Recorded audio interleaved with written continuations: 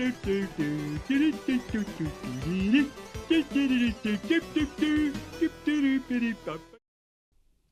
we're looking at the Blair Witch for the Xbox One, developed by Bloober Team and released in 2019 across all the main game systems.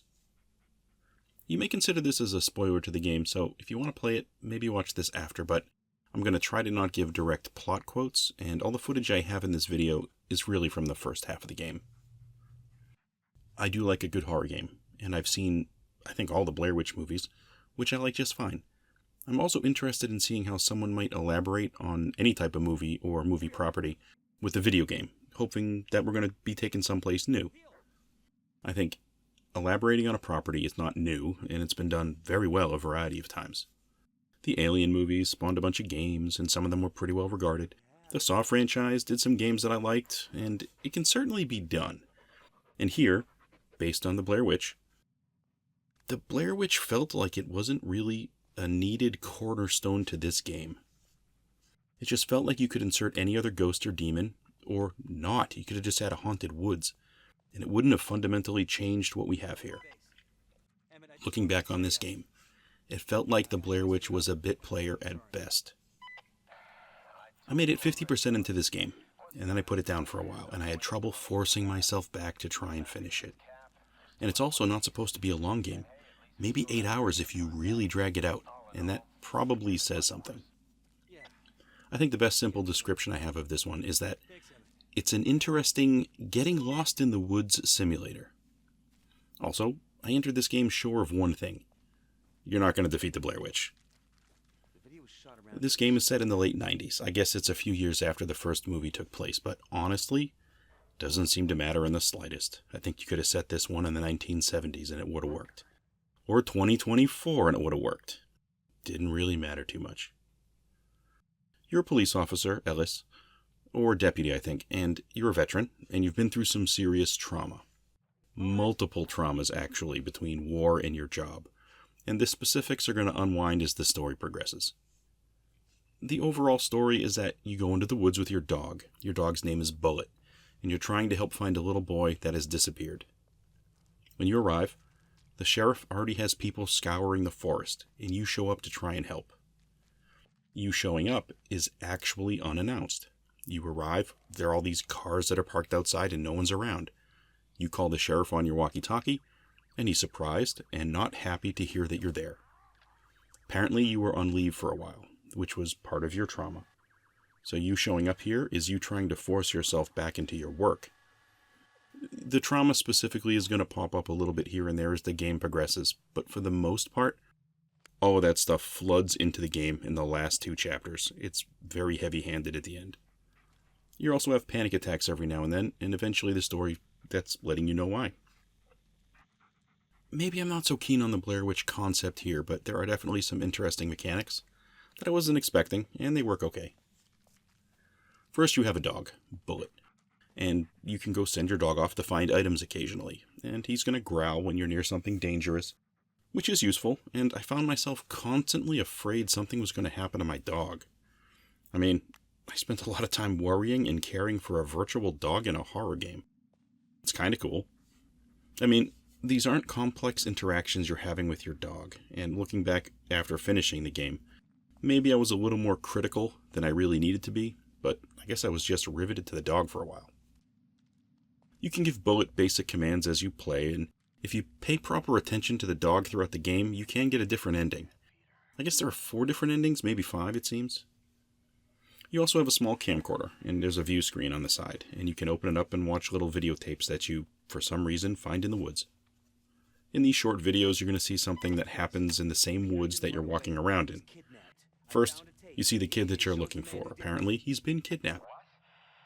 You can fast forward and rewind the footage, and if you're watching that video footage while in the same spot of the forest where the video was taken, you can pause the video, and maybe you can get an item in the video to appear on the ground in front of you, like a toy car or a ball. Or you can make things move that were in a different place maybe in the video.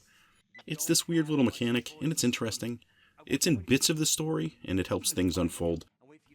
I guess I can't say it's a major mechanic, mind you. I mean, you only do this in a handful of places. It's not like you do it 1,000 times, but it is interesting enough. You also have a personal mobile phone and a walkie-talkie. You use these to contact the sheriff or your girlfriend. Your relationship is in a bit of a mess, and through the different voicemails, calls, and texts, you're clearly having some issues in your life. But most of this game is really just you, your dog, and occasionally voices over these devices. Being that you're in the woods, the game does need to keep things interesting. You need stuff to look at that's different than just trees and dirt. Anytime I see a game that is fundamentally set in the woods, I'm always wondering how they're going to make things visually interesting. Like, what's going to be there besides a tree stump, right? Here we get an old bunker, you get abandoned cars, there are campsites, a sawmill, stuff like that. I did feel there was enough different scenery for me to not get too bored. I mean, especially for a relatively short game. Even with wasting time, this isn't maybe more than 8 hours total, something like that. Doing some research for the game, I found one person described this as a semi-open world experience, and that really surprised me. It felt really far off the mark. It felt so far off I had to mention it here. You're in a forest, yes, and you would think this would give you a huge map to wander around, but that is not the case. You cannot go anywhere you want. There is a definite border that you can travel, and that's it. And it's also one of those games that manipulates physics. Like if you walk in one direction, you will loop back to where you started. First I wasn't sure it was happening, and then I ran in a circle for 10 minutes to verify it. It is clearly an enclosed space. It is not an open experience. To me, open world means a gigantic map, and you can go anywhere and do things that you want in any order. This is a linear experience. Don't get me wrong, I don't mind that it's not an open world game, but if you played Minecraft, Skyrim, The Witcher, those, I'm comfortable saying, are open world experiences. If you played those and then jumped into this is nowhere near the same style. Like I said, it's not a problem, but open world is not the description I would use for this. You also get some sort of a time folding thing going on, like you're out of sync a little bit and you keep maybe going forward or back in time in a few places. It's pretty obvious when it started happening. It wasn't really a shock to me. Granted, I've seen a lot of movies and games, so maybe I'm just a bad audience for this. Maybe it's really amazing if you just jump into this game and weren't expecting it. And the plot. The plot, honestly, the main thread of what happens to your character at the end, I saw it coming 10 minutes into the game. Maybe that's why I struggled so much to get back to finish this one. It doesn't feel like it's breaking enough new ground, and I feel like I'm just being led through a plot. You're not leveling up, you're not growing your skills, you're not even really fighting. In a few places, you use a flashlight to scare away a spirit or two, just like you do in Alan Wake. But there aren't common enemy fights per se. That type of conflict is limited. Happens in a couple of chapters, a little bit, that's it. It's definitely not an action game, it's a horror game. Okay, there are definitely plenty of scares. They do a great job with the sound, and the timing in some of the moments definitely caused me to jump. Definitely. It's also a really dark game. Remarkably dark in some places. And some of this I think is on purpose, and other times I think it just might be the way my television displays darker tones. It's really dark, and maybe a little extra creepy as a result. I think for a game that you can finish in 6 or 7 hours, I still felt the last few chapters really dragged on a bit too long. I found myself just wandering around the last few maps, just trying to stumble on the door to the next location. And by the time I did beat this game, I found myself really wanting to move on to something else. It just doesn't have much replay value to me. I was definitely creeped out at times, and there were definitely scares, but like I said, the story felt really obvious to me. And the core of the game is supposed to be around the Blair Witch, and through all the content I've ever seen for the Blair Witch, all the movies, the comics, the games, I don't think anyone has ever beaten her. She's never been defeated, I don't think. If there's some story out there that I'm unaware of where somebody wins, please let me know in the comments. But I came into this game, and I booted this up with the knowledge that no one has ever proven that she can be beaten. And if there's no hope for actually stopping her, what's my motivation to play? I did beat this, and it played out just like I expected. And I know there were other endings, but I went online and I read some of them. Yeah, some of them are more favorable than others, I guess, but none of these are a happy ending.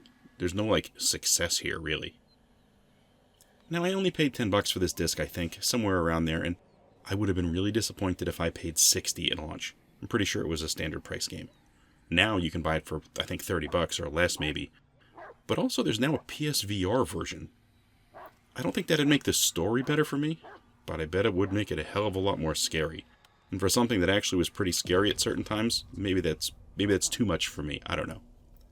But I think if you're looking for something that's maybe atmospheric and creepy, this might be the one for you. For me, I was a bit underwhelmed, and I think I'm unlikely to play it again.